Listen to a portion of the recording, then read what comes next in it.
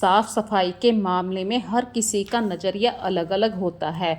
Organisation के मामले में भी हर किसी की अलग अलग सोच होती है। हम अपने घर को किस तरीके से ऑर्गेनाइज करके रखें, और हर किसी के घर की सिचुएशन भी अलग होती है। तो हेलो फ्रेंड्स, सबसे पहले मैं आप सबका वेलकम करती हूँ। यदि अभी तक आपने मेरे चैनल को सब्सक्राइब नहीं किया तो प्लीज़ चैनल को सब्सक्राइब कर लीजिए और बेल आइकन को क्लिक करना मत भूलिए, क्योंकि बेल आइकन को क्लिक करके ही आपको अगली वीडियो का नोटिफिकेशन मिलता है। चलिए स्टार्ट करते हैं आज की वीडियो। बिना किसी देरी के तो प्लीज़ वीडियो को स्किप मत कीजिए, प्लीज़ पूरा वॉच टाइम दीजिए इस वीडियो को और अपना सपोर्ट ज़रूर दीजिए, ये मेरी रिक्वेस्ट है। चलिए स्टार्ट करते हैं। देखिए, समर सीजन में तो अक्सर हमारे घर में डस्ट आया करती थी, लेकिन आजकल बारिश हो रही है तो बारिश में भी आप ये मत सोचिए हमारा घर बिल्कुल अब डस्ट फ्री हो गया है। आजकल क्या है, छोटा छोटा सा रोया आ रहा है हमारे घर में। तो अपने घर को नीट एंड क्लीन करने के लिए जो मैं काम करती हूँ, सबसे पहले तो देखिए अपनी फैमिली मेम्बरों को एक अच्छा सा ब्रेकफास्ट देना, उनको सही से खाना पीना देने का काम करती हूँ। सुबह उठने के बाद जैसे पूजा पाठ कर लेती हूँ, फिर मेरा सबसे पहला काम होता है किचन में आने का और सबको सही से टाइम पे खाना देना। ये एक फर्स्ट प्रायोरिटी होती है मेरी, क्योंकि सभी को टाइम से अपने अपने काम पर जाना होता है। जैसे कार्तिक का स्कूल है, आस्था की कोचिंग क्लास है, हस्बैंड का ऑफिस है, इन सबको अपने अपने काम पर भेजने के बाद जब भी मैं अपने घर को सही से ऑर्गेनाइज कर पाती हूँ। और इसके लिए आपको थोड़ा सा आपको जल्दबाजी में उठना पड़ेगा। मतलब 5 बजे यदि आप उठ जाते हैं तो 5 बजे से आप अपने सभी कामों को एक रूटीन में लेकर आ जाएंगे, कोई हड़बड़ाहट नहीं होगी। तो जो काम पहले करने होते हैं, जैसे कि कपड़े प्रेस करने होते हैं, ये भी हमारा ऑर्गेनाइजेशन में एक पहला इम्पोर्टेंट पार्ट होता है। ऊपर मैं अगर दूसरा भाग कहूँ, दूसरी चीज़ क्या है, तो सबसे दूसरी चीज़ जो मेन इम्पोर्टेंट होती है वो आप खुद हैं। यदि आप अपने आप को सही से नहीं रखेंगी तो फिर घर को ऑर्गेनाइज करने का क्या फ़ायदा, क्योंकि आप हैं तो घर है और घर आपसे है, आपकी फैमिली से है। यदि आप अच्छे से रहेंगे तो आपका मन खुश रहेगा, और खुश मन में जब आप अपने घर के काम करते हैं तो उसका कोई लिमिट नहीं होती है। वहाँ पे हमेशा गुड लक, खुशियाँ चारों तरफ रहती हैं।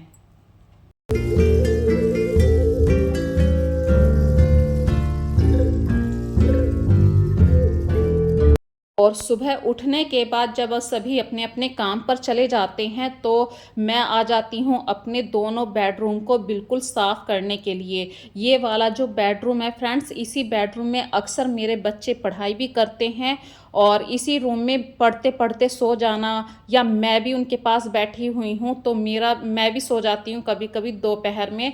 तो ये एक रूम ऐसा है जिसमें हमेशा साफ़ सफाई डेली बेस पे मुझे करनी पड़ती है, क्योंकि इसी रूम में फ्रेंड्स एसी है और कूलर में जब बच्चे पढ़ते हैं तो अक्सर पढ़ते हुए कूलर की आवाज़ डिस्टर्ब करती है, पेज उड़ते हैं, तो ऐसी छोटी छोटी सी प्रॉब्लम होती हैं। और जब बच्चों को पढ़ना होता है तो उन्हें एक शांति वाला एरिया भी चाहिए। और जब आप अपने घर को नीट एंड क्लीन कर लेते हैं तो वहाँ पे ऑलरेडी शांति चारों तरफ हो जाती है। तो अपने बेड को अच्छे तरीके से लगाने के बाद जो वहाँ पे डस्टिंग वाले भाग हैं उस चीज़ पे अच्छी तरीके से डस्टिंग करने के बाद अपने उस रूम में मैं कुछ फिश भी रखती हूँ। देखिए, ये कहते हैं कि यदि आपके घर के अंदर कोई भी मतलब ऐसे जीव है, जैसे आप डॉगी को पालते हैं, बिल्ली को भी पालते हैं, पैरट को पालते हैं, तो ऐसे ही मेरे घर में ये मछलियाँ हैं। और एक्चुअली आपको बात बताऊं, ये मछलियाँ किसी और की हैं, वो कहीं पे अभी गए हुए हैं, उनकी मछलियाँ मेरे यहाँ पे हैं। और जब से ये मछलियाँ मेरे घर में आई हैं तो मुझे ऐसा लगता है चारों तरफ खुशियाँ ज़्यादा आ गई हैं। तो कभी कभी किसी भी बेजुबान जीव की आप दिल से मतलब उन केयर करते हैं, जैसे प्रॉपर टाइम पे उसे खाना देना है, तो कहीं ना कहीं वो जीव भी ये कहता है कि हाँ खुश है, और वो खुश है तो हम भी खुश हैं। और अपने घर को ऑर्गेनाइज करने के बाद देखिए, अक्सर बच्चों की जो स्टडी टेबल होती है वो अक्सर फैल जाती है। तो इस टेबल को मैं अक्सर दिन में 2 बार साफ़ करती हूँ और टेबल को साफ़ करने के बाद मैं आ गई हूँ अपने ड्राइंग रूम को क्लियर करने के लिए। इस रूम में फ्रेंड्स मैं बच्चों से अक्सर कहा करती हूँ कि जो सामान जहाँ से लिया करो उसे वहीं पर रखो, पर बच्चों में ये हैबिट होती है कि बिल्कुल उस सामान को वहीं सामने रख देते हैं। तो आजकल बारिश हो रही है तो बच्चों ने जो छाते को यूज़ करा वो ऐसे ही टेबल पे रखा था। और आजकल क्या है, हल्के हल्के से रात में कीड़े आ जाते हैं लाइट के ऊपर। आप कितना भी लाइट को मतलब अपने घर को कर्टेन से कवर कर लीजिए, लेकिन छोटे छोटे से जो इंसेक्ट होते हैं, मक्खियाँ सी होती हैं, वो ज़रूर आ रही हैं। तो कहीं ना कहीं सोफ़े के ऊपर कुछ ना कुछ रह जाता है, तो इसलिए मैं उसे झाड़ के बिल्कुल साफ़ कर रही हूँ। और जो ये ग्रीन वाला एक ग्रास कारपेट है, इसको भी मैं डेली साफ़ करती हूँ। देखिए, डस्टिंग का मतलब ये नहीं कि सामने सामने आपने झाड़ू लगा दी। यदि आप प्रॉपर तरीके से डस्टिंग करते हैं तो कभी बाय चांस यदि आपने एक दिन अवॉइड भी कर दिया तो आपका घर फिर भी साफ रहेगा। लेकिन यदि आप महीने में एक बार उठाएंगे झाड़ू, या मतलब झाड़ने वाला जो जाला साफ करने वाला होता है, डस्टिंग वाला एरिया होता है, तो फिर कैसे होगा। यदि आपको अपने घर को नीट एंड क्लीन रखना है, ऑर्गेनाइज रखना है, तो अपने अंदर एक हैबिट हमेशा आपको शामिल कर लेनी है। झाड़ू लगाने से पहले आपको कुछ एरिए पे डेली ही आपको डस्टिंग करनी है। अपने घर को जब आप सुबह को धूप से बचाना पसंद करते हैं, जैसे कि आजकल ऐसी कैड़ी धूप पड़ती है, बार बार धूप आती है, फिर बारिश आ जाती है, लेकिन ये धूप भी चुभा करती है, तो आपको इस धूप को रोकने के लिए आप कर्टेन का यूज़ करते हैं। तो ऐसे ही अपने घर में जब मक्खी मच्छर आए तो उस समय आपको लाइट भी ऑफ करनी पड़ती है। उस लाइट को ऑफ करते ही घर में अंधेरा छा जाता है।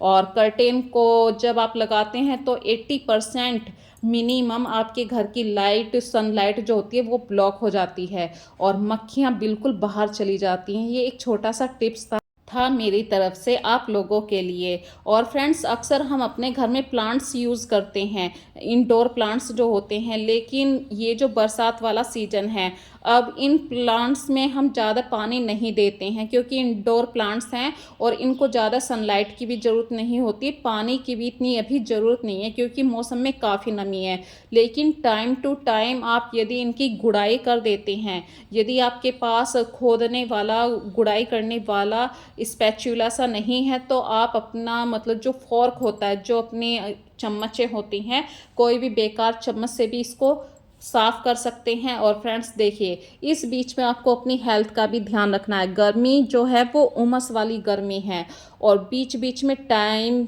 यदि आपको मिलता है तो आप पानी भरपूर पीजिए। तो मैंने अभी अभी 1 गिलास नींबू पानी बनाया है और इसमें ऐड किया है शहद। शहद हमेशा हमारी हेल्थ के लिए अच्छा ही होता है और नींबू भी हेल्थ के लिए अच्छा ही होता है। तो 24 घंटे में एक बार आप नींबू शहद पानी पी सकते हैं। और टाइम का यूज़ करना भी मैं आप लोगों के लिए यहाँ पे शेयर करूँगी। एक छोटा सा पॉइंट है, जब मैं नींबू पानी पी रही हूँ तो इसके लिए देखिए, एक तो सिप सिप करके पीजिए। डायरेक्टली एक साथ आप पानी पियेंगे तो ये हमारी हेल्थ के लिए अच्छी बात नहीं है। और जब आप सिप सिप करके पानी पी रहे हैं तो यहाँ पे आपको टाइम का ध्यान देना है। तो आप अक्सर ऐसा काम कीजिए, जो मतलब जैसे किसी भी पेपर को आपको टाइम से ढूंढ के रख लेना है, या आपको मतलब माइंड में ये है कि वो पेपर मैंने वहाँ रखा था, तो उसके लिए एक छोटा सा बॉक्स बना लीजिए। और इसी तरीके से पानी पीने के बाद फ्रेंड्स, मैंने जो प्रेस करी थी सुबह कपड़ों पे, वो प्रेस गर्म थी और वहीं की वहीं रखी थी। तो ये मत सोचे कि प्रेस को ऐसे ही छोड़ना है। आपको जब अपने घर को ऑर्गेनाइज करके रखना है तो प्रेस को भी फोल्ड करके रखना है और 5 मिनट दीजिए आप अपनी कबर्ड को। अगर 5-5 मिनट आप देते हैं तो हमेशा आपका सामान सही तरीके से व्यवस्थित रहता है।